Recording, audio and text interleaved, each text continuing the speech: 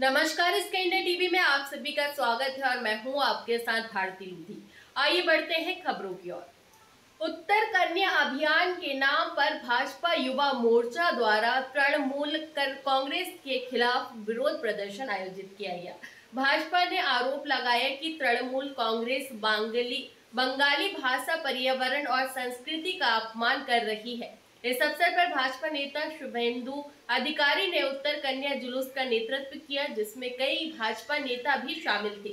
इसके जवाब में तृणमूल 3 बत्ती मोड़ से विरोध प्रदर्शन निकाला। इस जुलूस में तृणमूल के वरिष्ठ नेताओं जैसे मेयर गौतम देव, चेयरमैन प्रतुल चक्रवर्ती, जिला वाइस प्रेसिडेंट शंकर मालाकार और अन्य पदाधिकारी मौजूद थे। दोनों पक्षों के बीच तनाव की आशंका के बीच में पुलिस व्यवस्था सख्त रही। यह घटना बंगाल की राजनीति में बढ़ते ध्रुवीकरण का संकेत है। বন্দ্যোপাধ্যায়ের পাশে বিপুল সংখ্যক নারী তাদের সঙ্গে রয়েছেন, কিন্তু বিজেপির এই যে সংস্কৃতিকে আমরা ধিক্কার জানাই।